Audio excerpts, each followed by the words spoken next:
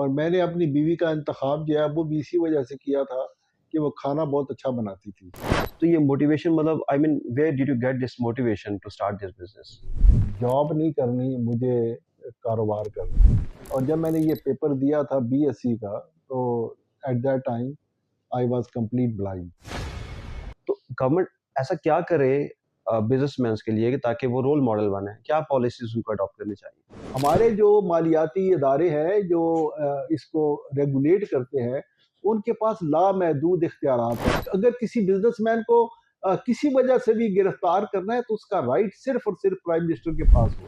तो वो सारे का सारा जो 75 साल का हमारा सफ़र है, वो इसी वजह से भी हमारी जो इकोनॉमिक प्रॉब्लम है, माशी बदहाली है, उसकी वजह पॉलिटिकल अनस्टेबिलिटी भी है।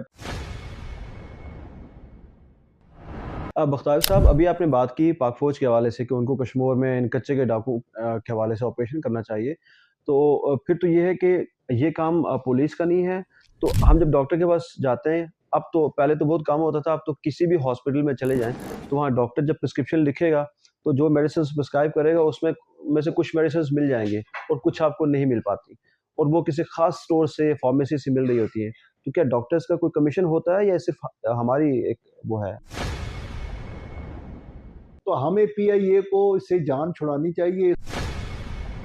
शुतर बेमुहार फ्रीडम नहीं होना चाहिए। अस्सलाम वालेकुम, मैं हूँ शहज़ाद सलीम अब्बासी और आप देख रहे हैं शहज़ाद अब्बासी पॉडकास्ट। आज हमारे साथ जो शख्सियत मौजूद हैं वो किसी तारुफ़ के मोहताज नहीं हैं। आप 20 लीडिंग फार्मास्यूटिकल स्टोर्स और डिपार्टमेंटल स्टोर्स के मालिक हैं। आप एक बेहतरीन एंटरप्रेन्योर, आप बिज़नेसमैन हैं और सियासी और समाजी शख्सियत हैं। इस्लामाबाद चैम्बर ऑफ कॉमर्स के फॉर्मर प्रेज़िडेंट रहे हैं और आप यूबीजी ग्रुप से एफपीसीसीआई के लिए जो है वो सेक्रेटरी जनरल मुंतखब हुए।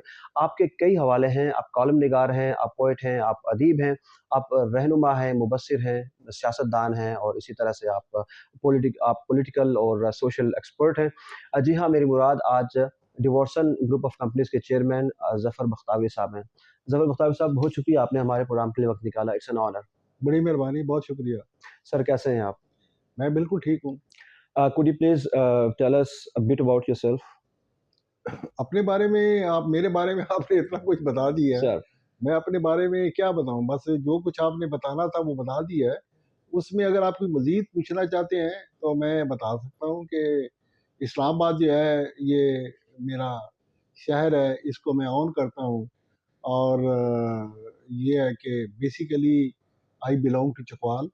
और फिर I was born in Sargodha.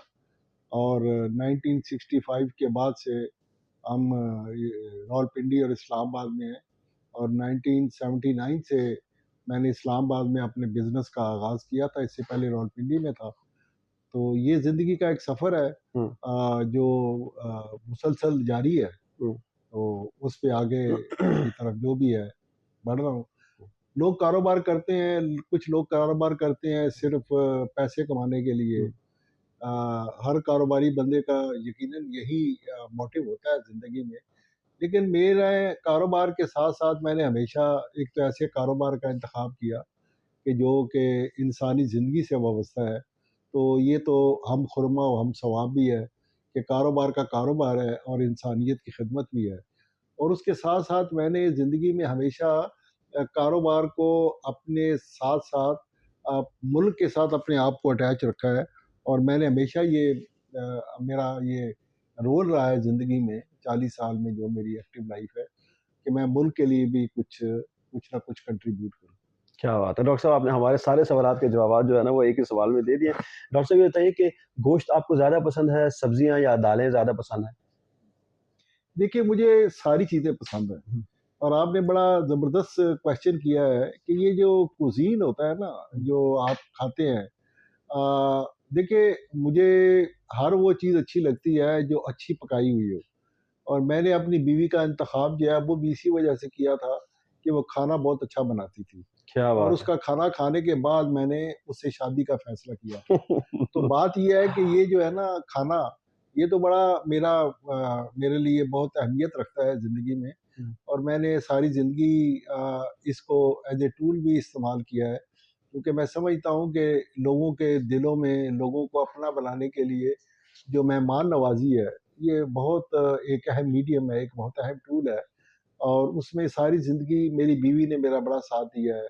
आज तो ये है कि हमारे घर में खानसामे हैं, कुक हैं, बहुत अच्छे-अच्छे हैं। हुँ, लेकिन एक वक़्त ऐसा था कि मैं रात उसको जाता था, रात कहता था जी कल 50 बंदों का खाना है हुँ। और वो खुद ही बेचारी बनाती थी, खुद ही तैयार करती थी। तो वो अय्याम जो है मुझे अभी कभी सोचता हूँ तो मैं समझता हूँ कि यार मैंने अपनी बीवी के साथ बहुत ज़्यादती की है। बख्तावरी साहब ये बताइए कि जो आपने बिज़नेस का आगाज़ किया, आपने बताया कि आपने इस्लामाबाद में भी और इससे अलावा भी आपने 2 ब्रांचेज़ स्टार्ट में शुरू की और शायद 1970 से आपने इसको स्टार्ट किया। तो ये मोटिवेशन मतलब I mean where did you get this motivation to start this business? असल में बात ये होती है कि ज़िंदगी में इंसान कभी कुछ सोच रहा होता है लेकिन तकदीर उसको यहीं से कहीं किधर और ले जाती है। हुँ, मैं बेसिकली जब स्कूलिंग में था तो मेरे वालिद ने मुझे एक ख्वाब दिखाया था कि बेटा तुमने डॉक्टर बनना है। हुँ, तो मैंने उन ख्वाबों की तकमील के लिए ज़िंदगी में सख्त मेहनत की। बचपन में स्कूल में जो मेहनत होती है उसका मतलब यही होता है कि आप मेहनत करते हैं अपनी स्टडीज़ पे। हुँ, तो मैं एक बहुत अच्छा स्टूडेंट था। मैंने प्राइमरी में पूरे सरगोदा ज़िला में जो नंबर 1 ओपन स्कॉलरशिप होता है वो लिया और इसी तरह से फिर मिडल में भी स्कॉलरशिप लिया। मैट्रिक जो था वो मैंने Islamia high school circle road जो है रावलपिंडी में वहाँ से किया हुँ, और वहाँ पे भी मैंने अपने स्कूल में टॉप किया।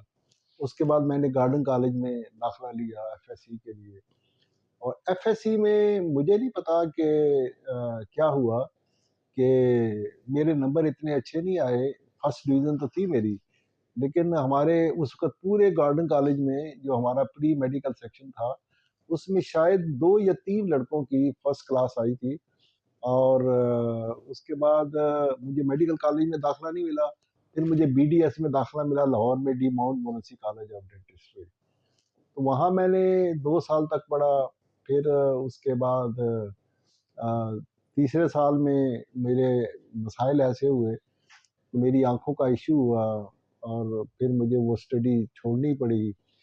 उसके बाद मैंने अ, सेकंड प्रोफ़ेशन क्लियर किया हुआ था, तो फिर मैंने सिर्फ़ एक इंग्लिश का पेपर दिया हुँ, और जिसकी बेस पर मुझे बीएससी की जो थी डिग्री वो मिल गई और जब मैंने ये पेपर दिया था बीएससी का, तो at that time I was complete blind right. और मेरे साथ एक राइटर था, मैं बोलता था, वो लिखता था।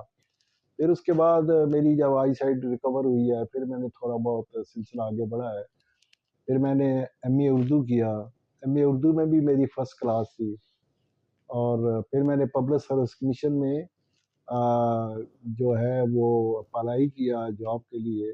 तो पब्लिक सर्विस कमीशन से मेरी जॉब जो थी ग्रेड 17 के लिए वो मेरी हो गई थी हुँ, और उस वक़्त भी जितने भी कैंडिडेट थे, पूरे उस सिलेक्शन के हवाले से 300-400 लोगों में से मेरा उस वक़्त ही हाईएस्ट मेरिट था। लेकिन मैंने जॉब जब मुझे लेटर ऑफ़र मिल गया, अपॉइंटमेंट भी हो गई, तो उस वक़्त मैंने ये फ़ैसला किया कि मुझे जॉब नहीं करनी, मुझे कारोबार करना है। ये एक बड़ा सही फ़ैसला था, हुँ, मुश्किल भी था, क्योंकि मेरे पास ना कोई इतना बड़ा सरमाया था और मैंने फिर एक छोटी-सी शॉप जो थी मरी रोड पे, वो बनाई, छोटी-सी शॉप, इस कमरे से भी छोटी और फिर वहाँ से अपने कारोबार का आगाज़ किया। और एज़ ए सेल्समैन करियर का आगाज़ किया, बस मैं खुद ही सेल्समैन था, मतलब किसी के पास सेल्समैन नहीं था, अपनी दुकान अपनी पे शॉप। अपना ही सेल्समैन था, खुद ही मालिक था, सब कुछ खुद करता था और सुबह से लेके रात तक, रात गए तक 12-1 बजे तक खुद ही जॉब करता था, खुद ही तो यूँ काम डॉक्टर से सनअतकार की जो है वो हैसियत माशाल्लाह से मिल गई। तो वहाँ से ज़िंदगी की इब्तिदा हुई, फिर इसके बाद सुपरमार्केट आए, फिर इस्लामाबादी हो गए और अब तो मैं समझता हूँ कि इस्लामाबाद मेरी पहचान है हुँ। और मैं इस्लामाबाद की पहचान हूँ। क्या बात है! उसकी बड़ी वजह डॉक्टर साहब ये भी है बख्तावरी साहब कि चूँकि जिस खित्ते से आप आए हैं ना, वो जो झेलम है और फिर सरगोदा, ये खित्ते ही तो बड़े सर सर सर ज़रख़ेज़ हैं, बड़े सरसब्ज़ हैं। यहाँ के लोग बड़ी-बड़ी पोस्टों पे, बड़ी-बड़ी जगहों पे हैं। मेरा बेसिकली जो तल्लक है वो चकवाल से है चकवाल से और हैं। चकवाल जो है ना ये मर्दम खेज मिट्टी है। हुँ, यहाँ की मिट्टी जो है मैं इस चीज़ पे बड़ा बिलीव करता हूँ कि हर मिट्टी जो होती है उसकी एक अपनी खासियत होती हुँ, है, और ये खासियत जो है ना, जो नबातात होती हैं उनके अंदर होती है, तो हुँ, इंसानों में क्यों नहीं होगी? मसलन जहाँ पानी नहीं होता, कोई भी ऐसी ज़मीन हो, तो वहाँ जो भी नबातात होते हैं, जो दरख्त होते हैं, तो उनके पत्ते छोटे होते हैं। उसकी वजह एक साइंटिफिक वजह होती है कि उनको जो उनकी एवापोरेशन होती है, उसके लिए, इसी तरह जहाँ पानी बहुत ज़्यादा होता है, तो वहाँ जो भी नबातात होते हैं, उनके जो होते हैं बड़े-बड़े जैसे केला है। जी, केला ऐसी जगह पे होता है जहाँ पानी होता है बहुत ज़्यादा, और वहाँ उसके जो होते हैं पत्ते बहुत बड़े-बड़े होते हैं, और उसको ज़रूरत होती है कि अपने उस पानी को हवा में डिस्चार्ज करने के लिए, निकालने के लिए, वो उसको एक बड़े कैनवस की ज़रूरत होती है। तो इसी तरह से जो हर इंसान भी अगर दरख्तों में जो उन चीज़ों में अगर मिट्टी का असर है, तो इंसानों में क्यों नहीं होता? तो हमारी जो चकवाल की मिट्टी है, वहाँ के लोग बड़े मेहनती हैं, जफ़ाकश हैं, इंटेलिजेंट हैं, और इस्लामाबाद जो है ये तो डिफरेंट कम्युनिटी का शहर है। यहाँ पे पठान भी हैं, सिंधी भी हैं, पंजाबी भी हैं, बलोची भी हैं, महाजर भी हैं। तो ये एक ऐसा सिटी है जिसने तमाम डिफरेंट जो एथनिक ग्रुप हैं पाकिस्तान के, उन सब का मरकज़ है ये। ठीक बात है।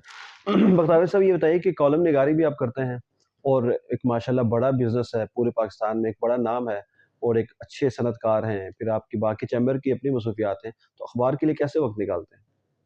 असल में आजकल तो मुझसे वक़्त नहीं निकल रहा, लेकिन मैंने बड़े तसलसल के साथ कॉलम निगारी करता रहा हूँ, और बेसिकली मैं उर्दू में भी और अंग्रेज़ी में ज़्यादा कॉलम मेरे नेशन अखबार में डिप्लोमेटिक के हवाले से छपते थे। मैं जो भी डिप्लोमेट्स के फंक्शंस होते थे, उनके ऊपर एक रिपोर्ट लिखता था, हुँ, और उसमें पूरी इंटरनेशनल अफेयर को भी डिस्कस करता था।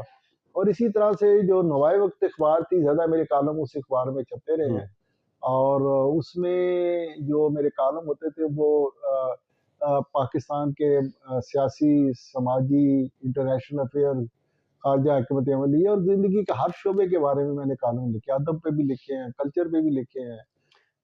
वो मेरी किताब भी छप चुकी है, जहाँ जहाँ दोस्त के दोस्त नाम, हाँ, बिल्कुल। और उसके अंदर डिफरेंट जो है ना मेरे चैप्टर्स हैं, शख्सियात हैं। मैंने उन शख्सियात के ऊपर कॉलम लिखे हैं जिन्होंने मेरी ज़िंदगी में मुझे मुतअस्सिर किया है। उसमें साफ़ी भी हैं, डिफरेंट किस्म के लोग हैं। इसी तरह से आगे चलते हैं, फिर उसमें कारोबार की जो दुनिया है, बिज़नेस कम्युनिटी के अंदर जिन लोगों ने मुझे मुतअस्सिर किया है, हुँ। जिसमें एस एम मुनीर साहब हैं, इफ्तिखार अली मलिक साहब हैं, फिर हमारे सियालकोट से शेख रियाजुद्दीन साहब हैं। तो ये वो लोग हैं जिन्होंने मुझे मेरी ज़िंदगी में, जो मेरे बिज़नेस रोल मॉडल हैं। अच्छा तो बख़्तार साहब आप एक बड़े इंडस्ट्रियलिस्ट हैं माशाल्लाह, एक बड़ा नाम है, लोग आपको सुनना चाहते हैं और चैम्बर ऑफ कॉमर्स से जब आवाज़ आती है तो ऑफ़ कोर्स गवर्नमेंट्स भी मुतवज्जह होती हैं, फेडरेशन देख रही होती है आपको। तो आप अपने बिज़नेस जब प्लेटफ़ॉर्म्स होते हैं या इसके अलावा जब निजी बात कर रहे होते हैं तो आप कहते हैं कि गवर्नमेंट को बिज़नेसमैन को as a role model portray करना चाहिए दुनिया में, अवाम के सामने, पाकिस्तान में। तो गवर्नमेंट ऐसा क्या करे बिज़नेसमैन्स के लिए कि ताकि वो रोल मॉडल बने? क्या पॉलिसीज़ उनको अडॉप्ट करनी चाहिए? देखिए, इस वक़्त जो हमारा सबसे बड़ा अलमिया ये है कि जो हमारा आज का नौजवान है, वो बिज़नेस करना पसंद नहीं करता। वो समझ इसलिए नहीं करता कि उसकी सोसाइटी में उसके आइडियल बिज़नेसमैन नहीं है। देखिए, जो मगरबी माशरे हैं, मगरबी माशरों में जो सरमायाकार होता है, जो जितना इंडिया भी देख लें, इंडिया भी वहाँ पे भी टाटा, बिरला और ये जितने भी लोग हैं बड़े-बड़े, उनको वहाँ की जो यंग है, वो उसको आइडियलाइज़ करती है। वहाँ की ऐसी एनवायरनमेंट है, और जो इंडिया के अंदर भी जो ये बड़े-बड़े सरमायाकार हैं, सनअतकार हैं, उन्होंने जो इस वक़्त इंडिया पिछले 25 सालों में टर्न अराउंड हुआ है, कि देखिए अब 25-30 साल पहले तक इंडिया और पाकिस्तान हम साथ-साथ थे। हुँ, लेकिन इंडिया के अंदर जो तब्दीली आई है, उसकी बुनियादी वजह ये थी कि उन्होंने, उनका जो सिस्टम था, उनका जो पॉलिटिकल निज़ाम था, उसने बिज़नेसमैन को एम्पावर किया, उसको फैसिलिटेट किया, और उसकी बुनियाद पे आज जो है ना इंडिया कहाँ से कहाँ निकल गया है। उसकी 600 बिलियन से ऊपर के रिज़र्व हैं, हमारे अभी 25-30 बिलियन डॉलर भी रिज़र्व नहीं है। इसी तरह से इंडिया ने जो ओवरसीज उनके थे, उन्होंने एक बहुत बड़ा रोल प्ले किया है इंडियन की इकोनॉमी में, जो रेमिटेंस वहां से आते हैं। हमारी जो रेमिटेंस है वो अगरचे 25-30 अरब डॉलर है, लेकिन हमने अपनी उस जो ओवरसीज पाकिस्तानी है उनको उस तरह से फैसिलिटेट नहीं किया कि वो पाकिस्तान के अंदर आके सरमायाकारी करें, कि जो भी आया जिसने भी सरमायाकारी की और फिर वो यहाँ से मायूस होकर वापस चला गया। तो हमने वो इन्वायरमेंट, कंड्यूसिव इन्वायरमेंट पैदा नहीं की। तो मेरा मकसद ये है कि अगर हमने पाकिस्तान को आगे लेके जाना है तो इसको हमारे अपने सरमायाकारों के लिए भी, और जो पाकिस्तान से बाहर पाकिस्तानी बैठा हुआ है, बड़े बड़े अमीर लोग हैं, हम उनके लिए फॉरेन जो है इन्वेस्टर है वो तो बड़ी मुश्किल से आएगा। अभी पाकिस्तानी जो सरमायाकार है वो भी अपना फ्लाइट कैपिटल जो है लोगों ने दुबई में इन्वेस्ट किया है, कहीं और जा रहे हैं, इधर है, तो ये कोई अच्छी सूरत हाल नहीं तो है। क्या रीज़न है बख्तावी साहब? वो उसकी बुनियादी वजह ये कि बिजनेस फ्रेंडली इन्वायरमेंट नहीं है। हमारे जो मालियाती इदारे हैं जो इसको रेगुलेट करते हैं, उनके पास लामहदूद इख्तियारात हैं, उनके हुँ। पास थानेदारी के इख्तियारात हैं, उनके पास एफआईआर काटने के इख्तियारात हैं, उनको बिजनेसमैन को अरेस्ट करने के इख्तियारात हैं, और वो उसको बड़े गलत तरीके से, बेरहमाना तरीके से इख्तियार करते हैं। देखिए कि ऐसा बिजनेसमैन जिसने 1000-2000 लोगों को जॉब एम्प्लॉयमेंट दी हुई है, बाकी सब चाहते छोड़ दे। ये जो एक पहलू है, एक और देखें कि एक बंदा जो है वो करोड़ों रुपए का टैक्स अदा करता है, चाहे वो इनकम टैक्स की सूरत में है या अरबों रुपया जो है ना वो सेल टैक्स की मद में कलेक्ट करके गवर्नमेंट को देता है। तो मैं समझता हूँ कि अगर गवर्नमेंट जो है सिर्फ एक ऐसा कानून पास कर दे कि कोई भी जो बिजनेसमैन है उसका कोई भी इश्यू है, अनटिल अनलेस के को बहुत सीरियस किस्म का क्रिमिनल इश्यू ना हो उसके खिलाफ, उसके अलावा अगर किसी बिजनेसमैन को किसी वजह से भी गिरफ्तार करना है तो उसका राइट सिर्फ और सिर्फ प्राइम मिनिस्टर के पास हो। एक बंदा जो 2000 लोगों को पावर एम्प्लॉयमेंट दे रहा है, उसको एक थानेदार आता है, एफआईआर काटता है और उसको गिरफ्तार कर ले, ये देखिए वो एनवायरनमेंट नहीं है। देखिए बख़्तार साहब, जो बाहर से जो कंट्रीज़ आ रहे हैं, जैसे चाइना है, जैसे सऊदीया है, उनको तो सपोर्ट कर रहे हैं। इंडिविजुअल कैपेसिटी में जो कोशिश कर रहा है कि हमने काम करना है पाकिस्तान में, उनको आप पकड़-धकड़ कर रहे हैं। अच्छा, फिर अगर इंटरनेशनली अगर आप देखें, तो अमेरिका आपको ये कहता है कि आप बाहर से अगर लोन रिसीव करते हैं, तो वो जो लोन्स हैं, वो कमर्शियल लोन जो है नहीं होने चाहिए, बल्कि वो डेवलपमेंटल जो लोन्स हैं, वो होने चाहिए। यानी डेवलपमेंट फंड आप ले सकते हैं या लोन ले सकते हैं। कमर्शियल फंड या कमर्शियल लोन हमसे लें। अब ये भी तो एक चक्कर है। अच्छा, फिर दूसरा ये है कि यहाँ पॉलिटिकल सिनेरियोज़ भी तो बदलते रहते हैं। वहाँ पर यहाँ पर मुख्तलिफ़ किस्म के जो लोग हैं, उनके ऑब्वियसली एसोसिएशंस होते हैं डिफरेंट जो पॉलिटिकल पार्टीज़ हैं उनके साथ। तो ऐसे में ऑब्वियसली गवर्नमेंट को ऐसी जो पॉलिसी बनानी चाहिए जो कि एट पार देखे बिज़नेसमैन को, ताकि वो किसी भी पार्टी का है, एट लीस्ट उसका जो बिज़नेस है वो ठीक होना चाहिए और वो लेके चले चीज़ों को पाकिस्तान में। देखिए बात ये है ना कि जो पॉलिटिकल स्टेबिलिटी है ना, एक सिस्टम जो है, जब तक कोई पॉलिटिकल सिस्टम एक जो स्टेट क्राफ्ट है वो पायदार नहीं है और लोगों को इस बात पे यकीन नहीं है कि ये सिस्टम कंटिन्यू करेगा, और जो भी निज़ाम है वो एक सिस्टम के साथ आगे बढ़ता रहेगा, चलता रहेगा, उसमें ब्रेक्स नहीं लगेगी। आप देखें पाकिस्तान की 75 साल जो तारीख है हुँ। उसमें अनसर्टेनिटी रही है, हुँ। पॉलिटिकल अनस्टेबिलिटी रही है। तो वो सारे का सारा जो 75 साल का हमारा सफ़र है, वो इसी वजह से भी हमारी जो इकोनॉमिक प्रॉब्लम है, माशी बदहाली है, उसकी वजह पॉलिटिकल अनस्टेबिलिटी भी है। फिर उसके तो साथ इसकी हम रूट कॉज़ भी तो होनी चाहिए कोई ना? नहीं, इसके रूट कॉजेज़ डिफरेंट है ना। देखिए हुँ, ना, हुँ। जब हम दूसरों की जंग में खुद को मुलव्वस कर लेते हैं, हुँ। चाहे वो अफ़गानिस्तान हो या कहीं भी हो, हमने पूरे दुनिया के अंदर जो है ना, लोगों ने इकोनॉमिक डिप्लोमेसी पे फ़ोकस रखा है। अभी तक हमने इकोनॉमिक डिप्लोमेसी का सफ़र शुरू ही नहीं किया। चाइना ने जो है ना वो इकोनॉमिक डिप्लोमेसी की है, टर्की है एक मुल्क है जिसने इकोनॉमिक डिप्लोमेसी की है, सिंगापुर है, मलेशिया है। तो दुनिया के मुल्क कहाँ से कहाँ चले गए हैं। और सोवियत यूनियन के खात्मे के बाद दुनिया के अंदर एक बहुत बड़ी तब्दीलियाँ आई हैं। और हमारा जो पड़ोसी है इंडिया, उसने भी बहुत ज़्यादा फ़ोकस किया इकोनॉमिक पे और पिछले 30 सालों में। हुँ। तो हमें भी चाहिए कि हमारे लिए चाइना तो एक रोल मॉडल है ना, हमारा एक बेअज़ीम दोस्त है। हमारा टर्की एक अज़ीम दोस्त है। हमने उनके से बहुत कुछ हमारे पास सीखने का है। अभी आपने सर नाम लिया सिंगापुर का, तो singer is one of the those countries जो जिसका जो पासपोर्ट है वो टॉप के ऊपर है, और इवन जो अमेरिका है वो 8वें नंबर पे है, और पाकिस्तान जो है वो 5वें नंबर पे है नीचे से।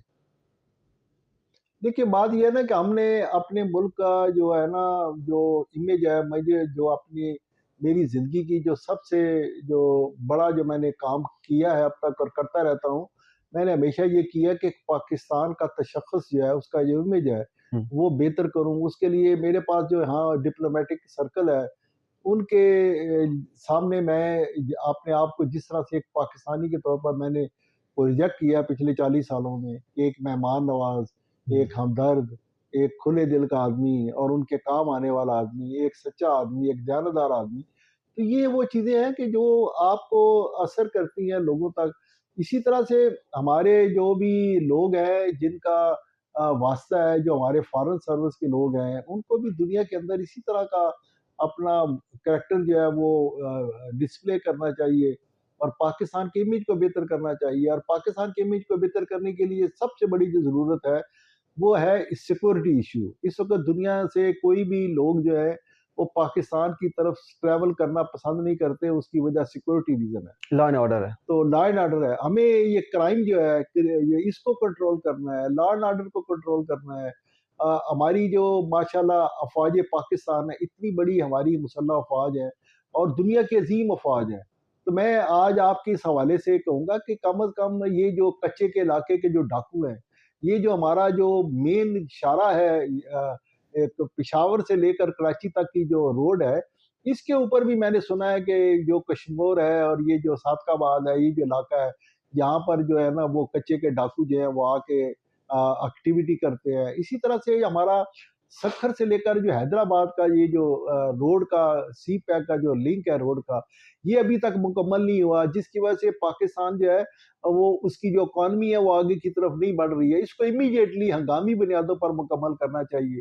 इसी तरह से हमारा जो रेलवे का जो ट्रैक है, जो हुँ। हमने नया रेलवे ट्रैक बनाने जा रहे हैं ML1 कराची से लेकर पेशावर तक। देखिए, अगर एक रोड के ज़रिए एक कंटेनर चलता है, तो मिसाल के तौर पर उसकी कॉस्ट जो है, जो ट्रैवलिंग कॉस्ट है, कराची से पेशावर तक वो अगर 3 लाख या 4 लाख रुपए है, तो अगर वही रेल के ज़रिए ट्रांसपोर्ट होती है चीज़ें, तो उसकी कॉस्ट 1 लाख से भी कम होगी। 50,000 रुपए आ जाएगी कंटेनर की। तो ये वो चीज़ें हैं ना जो कॉस्ट इफेक्टिव बनाती है चीज़ों को। आज पाकिस्तानी प्रोडक्ट जो है वो दुनिया में कॉस्ट इफेक्टिव नहीं है। उसमें हम मार्केट में दुनिया की कम्पीट नहीं कर सकते, उसमें मल्टीपल फैक्टर हैं, जिसमें एक ट्रांसपोर्टेशन के अखराजात हैं, उसके साथ बिजली इतनी महँगी है, उसके बाद जो इंटरेस्ट रेट है अभी 22% पे चला गया। अभी गवर्नमेंट ने 4 नवंबर को उसको 15 पे लेकर आए, अच्छी बात है, नीचे जा रहा है। लेकिन जब बढ़ाना था, तो 7-8 से उठा के एकदम सीधे 22 पे ले गए। कि जी वजह क्या है जी इन्फ्लेशन है। तो अब इन्फ्लेशन तो 6-7 पे आ गई है, तो आप इंटरेस्ट रेट को फ़ौरन नीचे लेके आए ना। कम से कम सिंगल डिजिट पे लेके आए, 9 पे लेकर आए। लेकिन ये जो है ना लेट करते जा रहे हैं और अब धीरे-धीरे लेके जा रहे हैं और ये मुनासिब बख्तार साहब, अभी आपने बात की पाक फ़ौज के हवाले से कि उनको कश्मीर में इन कच्चे के डाकू के हवाले से ऑपरेशन करना चाहिए। तो फिर तो ये है कि ये काम पुलिस का नहीं है। देखिए, अभी हमने लॉ एंड ऑर्डर की बात की, तो पुलिसिंग का जो निज़ाम है, उसको अगर हम स्ट्रेंथन नहीं करेंगे, तो ऑब्वियसली फिर हमें हर जगह पर बाकी इदारों को ही बुलाना पड़ेगा कि वो आके करके दें हमें सारी चीज़ों को। तो पुलिसिंग के निज़ाम में क्या हर्डल्स हैं कि जिसकी वजह से पुलिस जिनको एक्चुअली लोकल सिस्टम में इम्प्लीमेंट करना चाहिए सारी चीज़ों को, ऑपरेशंस को और बाकी चीज़ों को, लेकिन हम ये देख रहे हैं कि हमारी जो पुलिसिंग का निज़ाम है, वो कहीं न कहीं कैमोफ्लेज है, वो नहीं कर पा रहा, तो हमें उनकी ज़रूरत ज़्यादा पड़ती है। नहीं और देखिए दूसरा कि जो ज़ैली एक सवाल भी ले लीजिए बख्तावी साहब, आपकी बात काट रहा हूँ कि अभी जो अमेंडमेंट हुई है, इस हवाले से जो 5 साल की एक्सटेंशन हुई है, 3 से 5 साल की जो एक्सटेंशन है, आपकी इसके बारे में क्या राय है? देखिए, जो आपका दूसरा सवाल है उसको पहले ले लेता हूँ। ये जो 5 साल की एक्सटेंशन हुई है चीफ ऑफ आर्मी स्टाफ, मैं समझता हूँ कि इसमें जब पहली बात जो मेरी बातें चल रही हैं कि पॉलिटिकल स्टेबिलिटी बड़ी ज़रूरी है। हुँ। और ये जब भी हमारा आर्मी चीफ की 2 साल कंप्लीट होने के बाद एक अनस्टेबिलिटी शुरू हो जाती है, क्या होगा, कौन आएगा और एक्सटेंशन होगी या नहीं होगी। तो मैं समझता हूँ कि ये जो 5 साल की जो मुद्दत कर दी गई है सर्विसेज़ चीफ की, ये एक बहुत अच्छा कदम है। इससे पूरे निज़ाम के अंदर, पूरे सिस्टम के अंदर हमारा जो स्टेट क्राफ्ट है उसके अंदर स्टेबिलिटी आएगी। ये बड़ा खुशआइंद का इक़दाम है, बहुत अच्छा इक़दाम है और मैं समझता हूँ कि इससे माशी तौर पर भी पाकिस्तान के अंदर जो है ना जो मईशी सूरत-ए-हाल है वो भी बेहतर होगी। दूसरी बात जो आपने पुलिस के और देखिए, कोई भी मुल्क जो है, अगर हमारा मुल्क जो है ना वो मिसमैनेज्ड है। इतने वसाइल हैं, सब चीज़ें मौजूद हैं, लेकिन इसकी जो मैनेजमेंट है, हम अभी तक 75 सालों में पाकिस्तान को एक मैनेजेबल कंट्री नहीं बना सके, और इसमें जो रूल ऑफ लॉ है, उसको हम जो है ना आगे उस तरह से नहीं बढ़ा सके। ये देखो ना, जिस मुल्क में डाकू दलदलाते फिरते हों और अगवा बरए तवान के वाक़यात होते हों, तो वो मुल्क मिसमैनेज भी है और रूल ऑफ लॉ भी नहीं है। तो इसलिए प्रॉब्लम ये भी है कि जो कच्चे के डाकुओं को, जो डाकू हैं उनके पास हथियार हमारी पुलिस से ज़्यादा सोफिस्टिकेटेड हथियार हमारे उनके पास है। तो उनको डील करने के लिए फिर फौज को आना चाहिए ना। अगर हमारी जो पंजाब गवर्नमेंट है या सिंध गवर्नमेंट है, उसमें वैसे भी तो हम फौज को बुलाते हैं ना। हुँ। जब कभी इस्लामाबाद में कोई यहाँ पे धरने के लिए लोग आते हैं, तो हम फौज को कॉल करते हैं।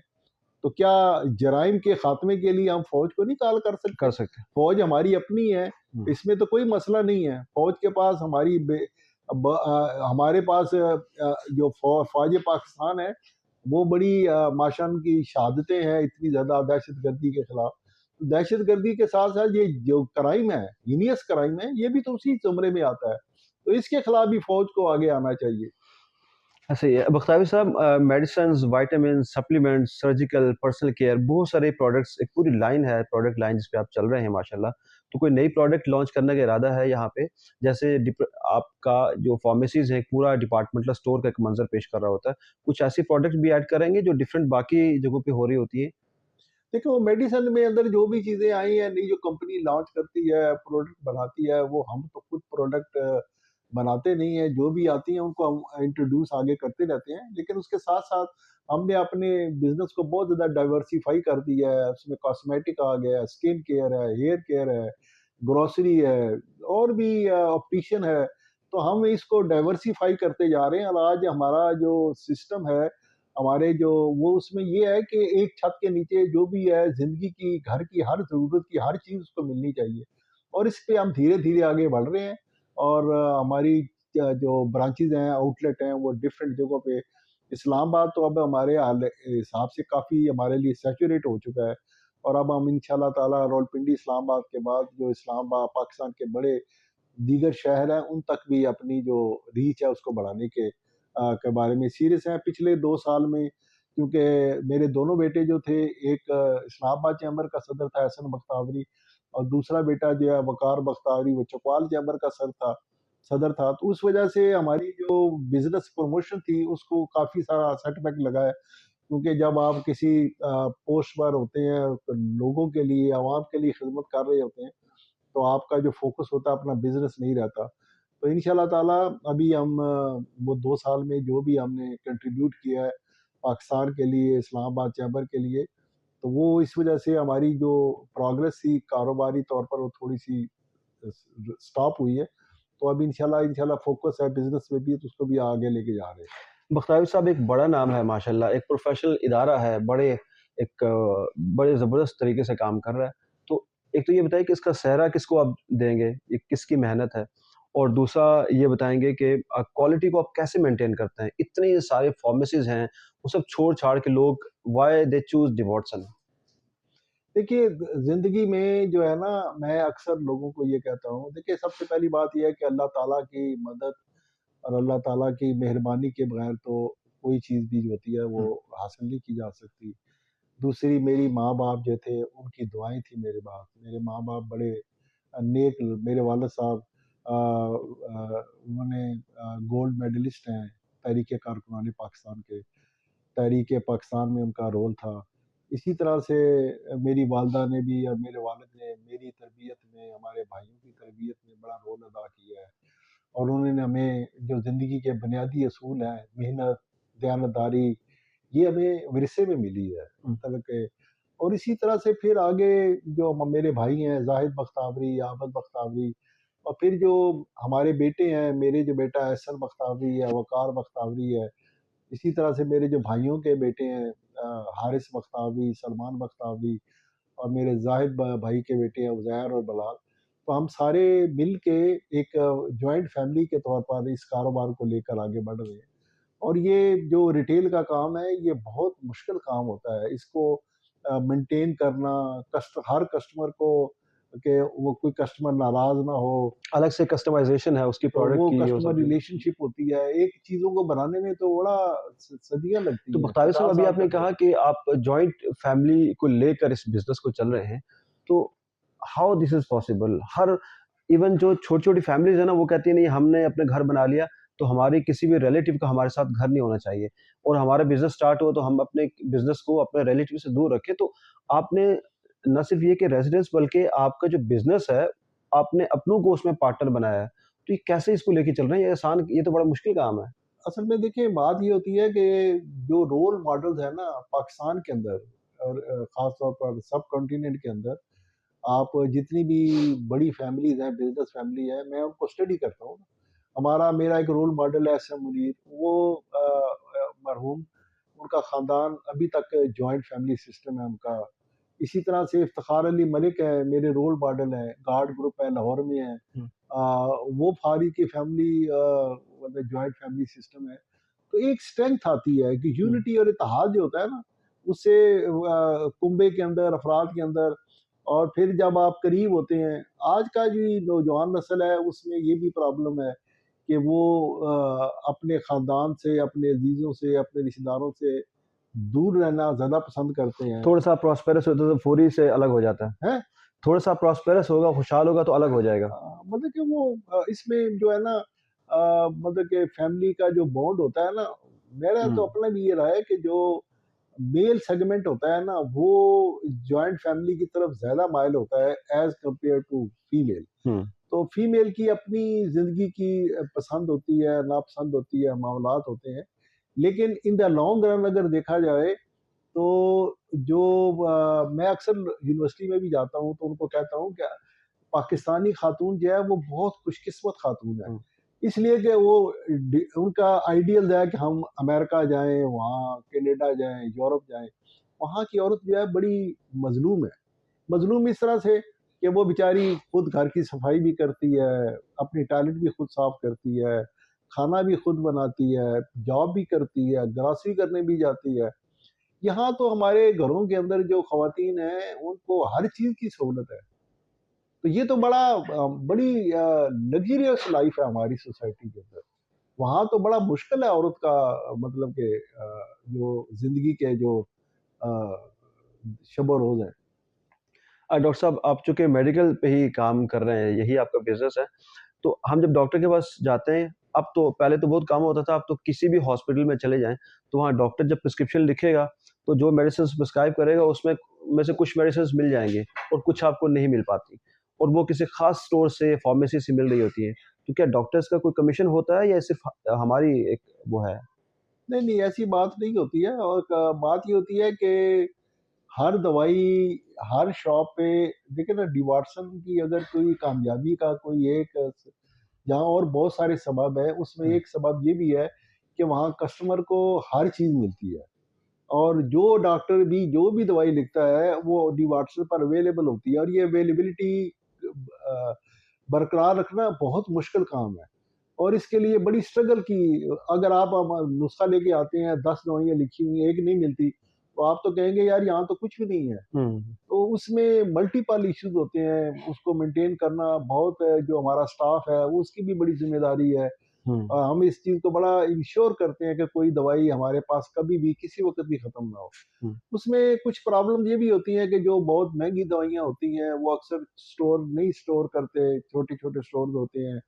और इसके अलावा जो दवाई मसलन के 6 महीने बाद एक दफ़ा बिकनी है, तो वो कहते हैं यार उसको रखने की क्या ज़रूरत है? हुँ। इन्वेस्टमेंट ब्लॉक नहीं करते लोग। तो हम तो इन चीज़ों को नहीं सोचते। हम तो ये सोचते हैं कि जो भी दवाई डॉक्टर लिखे हमारे पास अवेलेबल हो, कस्टमर को हर चीज़ मिले। तो ये थोड़ा-सा फ़र्क होता है, और तो कोई ऐसी बात नहीं। ठीक है। बख्तावर साहब समाजी ज़िंदगी इंसान की एक तरफ है, दूसरी तरफ एक प्रोफ़ेशनल जर्नी है। तो आप how do you maintain it? तवाज़ुन कैसे रखते हैं? देखिए, वो मैंने ज़िंदगी जो है ना बहुत ज़्यादा एक्टिवली गुज़ारी है, हुँ, और मेरे बच्चे भी, मेरी वाइफ़ भी काफ़ी हद तक इग्नोर हुए हैं। लेकिन अब मैं कोशिश करता हूँ, मैंने कब थोड़ा बाद अज़ खराबी बस यार अब इस उम्र में आके मैंने ठीक। कोशिश की है। अभी हम देखिए, मैं हम तीनों भाई और उनकी तीनों बेगमात जो थी, अभी हमने 1 हफ्ते का साउथ पंजाब का दौरा किया, हम इकट्ठे रहे। तो इसी तरह से हम कोशिश करते हैं कि संडे का दिन हम तीनों भाई और उनकी फैमिली इकट्ठे गुज़ारें। तो जो कुछ हमसे हो सकता है, क्योंकि मेरी फैमिली बॉन्ड बहुत ज़रूरी है। मेरा छोटा भाई, आप यकीन करें कि जो आबिद बख्तावरी है, वो मुझे अपने बेटों से ज़्यादा मुझसे प्यार करता है, मेरा ज़्यादा ख़्याल रखता है। तो मकसद ये है कि ये ऐसे नहीं होता ना, आप मोहब्बतें करते हैं तो मोहब्बतें रिसीव करते हैं। हुँ। तो ये ज़िंदगी में आप मोहब्बतें बाँटें, लोग आपसे मोहब्बत करेंगे। बख्तावर साहब आपका टीम की ऑब्वियसली बहुत बड़ी टीम है आपकी। आपका लीडरशिप स्टाइल क्या है? और जब आप किसी टीम में किसी फ़र्द को इंडक्ट करते हैं, तो क्या क्वालिटीज़ उसमें देख रहे होते हैं? और आप फिर मुस्तकबिल में आप क्या चाहते हैं कि कैसा बंदा तैयार करना चाहिए? उसको लीडर कैसा दिखना चाहिए? किन क्वालिटीज़ का होना चाहिए? देखिए, बिज़नेस में तो सबसे पहली जो कंडीशन है ना, हुँ, वो होती है कि वो बंदा मेहनती हो, कामचोर ना हो, ठीक है? दूसरी सबसे बड़ी चीज़ होती है दयानतदार हो, ठीक है ना? और तीसरी सबसे बड़ी क्वालिटी ये होती है कि वो वफ़ादार हो, ठीक है ना? हुँ, अगर एक हमारा स्टाफ का मेंबर है, वो कभी उम्र के साथ-साथ अगर वो कमज़ोर हो जाता है, कामचोर भी थोड़ा बहुत हो जाता है, तो हम उसको इग्नोर कर सकते हैं। लेकिन अगर वो देनदारी में नहीं होता, तो वो तो पॉसिबल नहीं है। हुँ, तो हमारा फ़ोकस यही होता है कि हम जो भी लोग हों, देनदार हों, ऑनेस्टी से काम करें और अपने अदारे के साथ वफ़ादार रहें। और दुनिया में के अंदर भी मैं समझता हूँ कि दुनिया में वही शख्स तरक्की करता है, आगे बढ़ता है, जो वफ़ादार होता है। चाहे वो अपने ख़ानदान का, अपनी फ़ैमिली का वफ़ादार हो, अपने जो प्रोफ़ेशन है उसका वफ़ादार हो, अपने मुल्क का वफ़ादार हो। तो ये जो वफ़ादारी होती है, ये इंसान के अंदर पॉज़िटिविटी पैदा करती है। नेगेटिविटी जो है ना, किसी का वफ़ादार ना होना, ये एक नेगेटिव सेंटीमेंट है। और ये नेगेटिव हुँ, सेंटीमेंट जो होता है, ये इंसान को कहीं का नहीं छोड़ता, कहीं आगे नहीं जाने देता। तो पॉजिटिविटी करें, दयानतदारी, वफ़ादारी, मेहनत, ये पॉजिटिव है। आप पॉजिटिविटी लेके आगे। और फिर सबसे बड़ी बात होती है कंटिन्यूटी। मतलब कि आप कितना कोई भी काम करते हैं, मेहनत करते हैं, आपने 1 हफ्ता मेहनत की, 1 हफ्ता आपने कंटिन्यू नहीं रखा, रिलैक्स हो गए, तो वो नहीं। आपको मुसलसल क्या ना, यकीन मोहकम अमल पैहम, हुँ, पैहम जो है ना, अमल पैहम, ये हुँ, कंटिन्यूटी है। ठीक है। तो ज़िंदगी के अंदर अमल पैहम जो है, वो कामयाबी की कुंजी है। जो इंटरनेशनल इंडस्ट्रियलाइज़ेशन है, वो भी बड़ी तब्दील हो रही है। बहुत सारी चेंजेज़ हैं, उतार-चढ़ाव है, ममालिक एक दूसरे दूसरे की तरफ देख रहे हैं और ऐसे में आईटी का जो उसमें एक पैराडाइम है, इतना बड़ा शिफ्ट है, चैट जीपीटी है, एआई है, बदल रही हैं, जिद्दतें आ रही हैं, मॉडर्नाइज़ेशन है, कल्चर ही बदल रहे हैं। तो इससे कैसे कोप करें? देखिए, वो हमारी नौजवान नस्ल जो है, हमने एक बहुत बड़ा जो पीरियड था, उसको लूज़ कर दिया। देखिए, इंडिया इस वक़्त हमारी आईटी की एक्सपोर्ट तकरीबन $3 बिलियन है, जबकि इंडिया जो है वो $346 बिलियन की एक्सपोर्ट पे जा चुका है, सिर्फ़ हुँ, आईटी के अंदर। और ये एक कंपैरेटिव देखें, इंडिया को जो एडवांटेज है वही हमें है। वो भी इंग्लिश स्पीकिंग कंट्री है, हम भी इंग्लिश स्पीकिंग कंट्री है। हमारी दूसरी ज़ुबान जो है वो इंग्लिश है। और इसको हम बहुत बड़ा बेनिफिट ले सकते थे आईटी के अंदर, लेकिन हमने नहीं लिया, हुँ, डिस्पाइट हमारी पॉलिटिकल अनस्टेबिलिटी, हमारे जो हुँ, लॉ एंड ऑर्डर के इश्यूज़ हैं। लेकिन मैं समझता हूँ कि अगर हम अपने आप को अभी भी ठीक कर लें, फ़ोकस करें, लॉ एंड ऑर्डर को, सिक्योरिटी की सिचुएशन को बेहतर करें, अपनी कनेक्टिविटी जो है उस पे फ़ोकस करें। देखिए, आज भी जो हमारा पाकिस्तान से अक्रॉस बॉर्डर जो है वो, मतलब कि सी पैक तो बन रहा है, लेकिन अगर सी पैक जो है वो सक्खर से कराची तक, अभी तक वो टुकड़ा जो है वो नामुकम्मल है। इसी तरह ये जो पहले अफगानिस्तान के अंदर टर्माइल था, अभी वो तो ठीक हो गया, लेकिन अभी तक हमारा बॉर्डर खुला नहीं है बियॉन्ड अफगानिस्तान और जी। अफगानिस्तान में। इसी तरह से ये अफगानिस्तान के अंदर जो शोरिश है, तो इन सब का बुनियादी मकसद ये है कि हमारी जो कनेक्टिविटी है अराउंड पाकिस्तान, उसको रोका जाए। तो हमने हमारा फ़ोकस ये होना चाहिए कि हम ईरान, अफ़गानिस्तान, चाइना और इवन मैं कहता हूँ कि इंडिया के साथ भी हमारी जो ट्रेड है, वो खुलनी चाहिए और पॉलिटिकल रिलेशन जैसे भी हों। अब देखें ना, चाइना है और अमेरिका, इनके दरमियान इतनी सर्द जंग है, लेकिन उनकी दुनिया में 2 मुल्कों के दरमियान अगर सबसे ज़्यादा ट्रेड 2 मुल्कों के दरमियान है हुँ, दुनिया में, तो वो चाइना और अमेरिका है। इसी तरह से इंडिया और चाइना 2 एडवर्सरी हैं, दोस्त नहीं है, लेकिन ट्रेड उनके दरमियान भी 300 अरब डॉलर से ज़्यादा है। हुँ, हुँ। इसी तरह से ताइवान और चाइना की ट्रेड भी बहुत ज़्यादा है, हालाँकि ताइवान ऐसी है जैसे हमारे लिए मकबूजा कश्मीर है। इसी तरह से चाइना की साउथ कोरिया के साथ, जापान के साथ ट्रेड है। हुँ, हुँ। तो ये वो मॉडल है चाइना का, कि जिस मॉडल पे चाइना ने पिछले 30 सालों में एक तरक्की की है।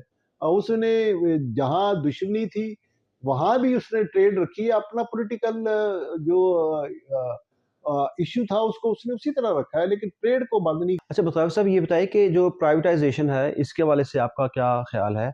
इसी तरह से जो हमारी स्मॉल इंडस्ट्री है, उसका कितना किरदार है मईशत में? और फिर जो वर्ल्ड जो डेमोक्रेसी इंडेक्स है, उसके अंदर पाकिस्तान कितना नीचे है? तो इन चीज़ों के ऊपर ज़रा बताइए कि किस तरह से पाकिस्तान में बेहतरी आ सकती है? पाकिस्तान की इकॉनमी जो है, उसके लिए जो प्राइवेटाइजेशन की आपने बात की है, जी। देखिए मैंने आज से कोई 10 साल पहले एक कॉलम लिखा था, जिसमें मैंने ये लिखा था कि ये जितने भी पाकिस्तान के सरकारी इदारे हैं, हुँ, अगर हम ये किसी को फ्री में भी दे दें, तो ये फिर भी घाटे का सौदा नहीं है।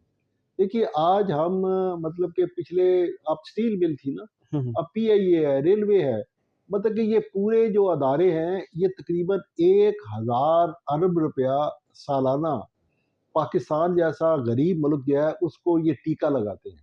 उनको ज़िंदा रखने के लिए, उनको हुँ, कायम रखने के लिए ये कोई 70-80 अदारे हैं, जैसे बड़े-बड़े ये मगरमच्छ जो हैं, हुँ, हुँ, ये 1000 अरब रुपया आप अंदाज़ा लगा लें ना कि पाकिस्तान की इकॉनमी जो है उसमें अगर हमने लास्ट ईयर 9300 अरब रुपया रेवेन्यू कलेक्ट किया है, हुँ, हुँ, तो उसमें 1000 रुपया तो ऐसे ही जा रहा है ना, उसको ज़िंदा रखने के लिए।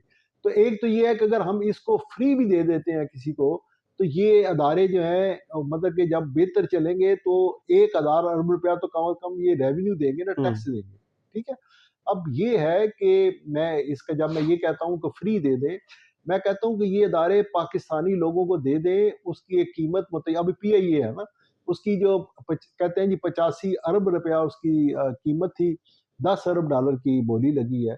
तो आप ये करें कि किसी अच्छी पार्टी के साथ मिल के नेगोशिएट करके उसको कहें कि यार तुम मिसाल मैं दे रहा हूँ, कि उसको कहें हुँ, कि हुँ, यार तुम 50-60 अरब डॉलर में ये ले लो और इससे कमाई करो, इसको चलाओ, और उसका जो रेवेन्यू है, वो जो कीमत है, वो तुम किस्तों में अदा करते रहो।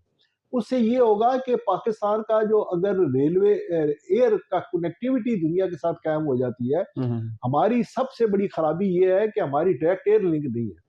दुनिया के साथ जिन दुनिया में लोगों ने तरक्की की हुँ, है, टर्की है, उसकी जो टर्किश एयरलाइन है, उसकी दुनिया के अंदर 500 से ज़्यादा डेस्टिनेशंस हैं। हुँ, इथोपियन एयरलाइन दुनिया के अंदर उसकी 72 मुल्कों के साथ डायरेक्ट कनेक्टिविटी है और 150 से ज़्यादा जगहों पे उसकी डेस्टिनेशंस है।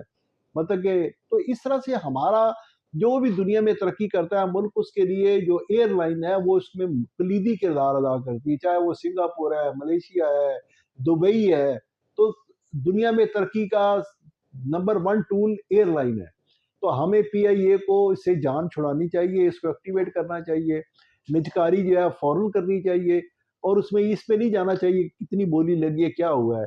इस पे कोई एक ऐसा कंसोर्शियम बनाया जाए, हुँ, हुँ, एक ऐसी कमेटी बनाई जाए जिसमें चीफ जस्टिस हो, प्राइम मिनिस्टर हो, चीफ ऑफ आर्मी स्टाफ हो और ये तीनों मिल के फैसला करें और कोई ऐसा बिज़नेसमैन जो सरमायाकार है उसको दे दे और वो चलाए और इफ़ेक्टिवली चलाए, बेहतर तरी ये सिर्फ़ देखे कि बंदा दयानतदार हो, ऑनेस्ट हो, मेहनती हो, इदारों को चलाए। तो इस बख्तार साहब कौन-सा दौर हुकूमत आप समझते हैं कि वो बिज़नेस दोस्त रहा है?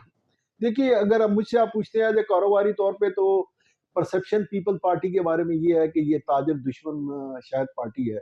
हुँ, लेकिन हम ये समझते हैं कि हमेशा कारोबार जो है उसको पीपल पार्टी के दौर में बेहतरी मिली है। हुँ, हुँ, पीपल पार्टी ने हमेशा फैसिलिटेट किया बिज़नेसमैन को, उनको परेशान नहीं किया, उनको तंग नहीं किया। हुँ, हुँ, इसी तरह से जो मुस्लिम लीग नून है, उसने भी जो है ना, ख़ास तौर पर मियाँ नवाज़ शरीफ जो है, वो जो उसका माइंडसेट है, वो शायद जो इसने डीरेगुलेशन की जो पॉलिसी 90 में शुरू की थी, उसी डीरेगुलेशन जो पॉलिसी थी, उसको इंडिया लेके कहीं से कहीं चला गया और हम अभी तक उधर के उधर ही हैं। वो डीरेगुलेशन की जो पूरी हुँ, पॉलिसी थी, कि पूरी डीरेगुलेट करना था मुल्क की इकॉनमी को, जिस तरह से ये निजकारी भी इसमें आ जाती है, हुँ, सब हुँ। कुछ आ जाता है, लेकिन वो प्रोसेस आगे चला नहीं है। चला नहीं है। बख्तावी साहब अभी ऑन अ लाइटर नोट हमारा एक-एक लाइन का आपने उसको आंसर देना है, डिटेल में नहीं जाना। बस तो या फिर उसको आपने पास करना है। आपके ख़्याल में मुल्क में फ्रीडम ऑफ एक्सप्रेशन है? देखिए, मैं समझता हूँ कि फ्रीडम ऑफ एक्सप्रेशन इस मुल्क में है, हुँ, लेकिन हम जो है ना शुतर बेमुहार फ्रीडम नहीं होना चाहिए। देखिए, ठीक है। मैं आपको एक बात कर देता हूँ कि हर बंदे को ये सोचना चाहिए कि मैं जो बात कर रहा हूँ, इससे मुल्क का जो एक इमेज है, वो तो हुँ, खराब नहीं हो रहा। इसके अलावा आप हर चीज़ की आज़ादी होनी चाहिए, जो मर्ज़ी कहें, जो मर्ज़ी कहें। लेकिन एक अफ़वाज पाकिस्तान के हवाले से और एक मुल्क के इमेज के लिए, ये 2 अदारे जो है ना, पाकिस्तान और अफ़वाज पाकिस्तान, इस पे कोई कॉम्प्रोमाइज़ नहीं है। बख्तावी साहब पाकिस्तान में 2 जमहूरी पार्टियाँ कौन-सी हैं? 2 2 देखिए, पाकिस्तान में देखिए मैं ये कहूँगा कि पाकिस्तान में हर वो सियासी जमात जिसकी चारों सूबों के अंदर अवाम में पज़ीराई है और वही वफाकी जमात है, वही पाकिस्तान के लिए ज़रूरी है। और अगर आप इस पैमाने पे देखते हैं, तो इस वक़्त जो है ना मुझे कोई भी जमात नज़र नहीं आ रही है अनफॉर्च्यूनेटली। बलूचिस्तान के अंदर हमारी कोई भी कौमी जमात जो है, वो वहाँ पे उस तरीके से मौजूद नहीं है। बना के एक कंस्टिट्यूएंसी है वहाँ पे लोग, लेकिन अवाम तक कोई भी जमात नहीं है। इसी तरह से पंजाब के अंदर नून लीग बहुत स्ट्रॉन्ग है, सिंध के अंदर पीपल पार्टी स्ट्रॉन्ग है हुँ, और केपी के अंदर जो है ना वो पीटीआई है। तो बेसिकली ये 3 जमातें 3 सूबों के अंदर मौजूद है। होना ये चाहिए कि ये जमातें तमाम सूबों के अंदर, बलूचिस्तान के अंदर अगर आप मुझसे ये सवाल करें कि बलूचिस्तान को कौमी धारे में कैसा लाना चाहिए, तो मैं ये कहूँगा कि अ, पाकिस्तान के अंदर इक़्तिदार उस पार्टी को मिलना चाहिए, जो बलूचिस्तान के अंदर सबसे ज़्यादा सीटें लेकर आएगी और उस पार्टी को वहाँ पे कौमी धारे में बलूचिस्तान को जब तक हम शामिल नहीं करेंगे, पाकिस्तान कभी मजबूत नहीं नहीं होगा। होगा। बख्तावी साहब अभी हमारा रैपिड फायर है, आपने एक लफ्ज़ में जवाब देना है। ज़फ़र बख्तावरी कौन है? ज़फ़र बख्तावरी एक पाकिस्तानी है, ज़फ़र बख्तावरी ने बचपन में वालिदैन से बहुत डाँट खाई। नहीं खाई। आप उन शख्सियत से इंस्पायर्ड हैं आप इन शख्सियत से इंस्पायर्ड हैं, मलिक रियाज़, हबीब रफ़ीक, सदरुद्दीन हाशवानी, मियां मंशा। बिल्कुल सही है। सियासी शख्सियत जिनसे आप इंस्पायर्ड हैं, नवाज़ शरीफ, ज़रदारी, मौलाना, हाफ़िज़ नईम और इमरान खान। बिल्कुल ठीक है। आपकी फ़ेवरेट डिश फ़े कौन-सी है? शनवारी गोश्त। फ़ेवरेट एक्टर कौन-सा है आपका? एक्टर तो बड़ा अरसा हो गया देखा नहीं है फिर तो इसलिए। फ़ेवरेट सहाफ़ी, हमीद मजीद निज़ामी, सियासतदान, सियासतदान नवाज़ शरीफ, फ़ेवरेट क्रिकेटर? बाबर आज़म, अच्छा क्रिकेट देखते हैं। Religious influencer, Maulana Fazlur Rehman, favourite businessman, SM Munir, मरहूम। बिज़नेस क्या है? लोगों को सहूलतें देना। ठीक है। आपकी आखिरी ख़्वाहिश क्या है? आखिरी ख्वाहिश, जी, पाकिस्तान दुनिया का एक अज़ीम मुल्क बने। खूबसूरती क्या है? खूबसूरती आपकी आँख में होती है। पाकिस्तान का सबसे बड़ा मसला क्या है? दहशतगर्दी और क्राइम का खात्मा। अगर ज़फ़र बख्तावरी आज 21 साल के होते, तो खुद को क्या नसीहत करते? मेहनत, मेहनत और मेहनत। अगर ऐसा कोई पहलू जो हमसे सरफ़ नज़र हमने कर लिया हो, वो आप बता सकते हैं, जिस पे हमने बात ना की और आप चाहें कि आप बात करें उस नहीं पे? ठीक है, सब बात होगी। ठीक है।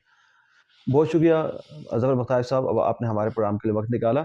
इसके साथ अगर हमारे सुनने वालों को अगर आप कोई मैसेज देना चाहें, तो ज़रूर दीजिए। यूथ के लिए कोई मैसेज हो, बिज़नेस कम्युनिटी के लिए मैसेज हो, तो ज़रूर दें। पाकिस्तान दुनिया का एक अज़ीम मुल्क है और पाकिस्तान के अंदर जितने वसाइल हैं, इतने वसाइल दुनिया के किसी मुल्क में नहीं है। यहाँ की ज़मीन ज़रख़ेज़ है, ये 4 सीज़न्स हैं इस मुल्क के अंदर। तो दुनिया का एक ऐसा मुल्क, अज़ीम मुल्क, इसको हम जब तक मिल के इसको एक अज़ीम मुल्क नहीं बनाएँगे और हर एक कोई इससे अपना हिस्सा नहीं डालेगा। अगर बिज़नेसमैन है तो उसको टैक्स देकर अपना हिस्सा अदा करना चाहिए। अगर कोई जॉब कहीं कर रहा है तो वो उसके अंदर उसको दयानतदारी के साथ जॉब करना चाहिए।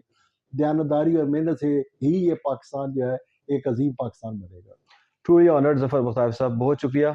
Let's catch up in a new episode with a new guest. Allah ने के बाद।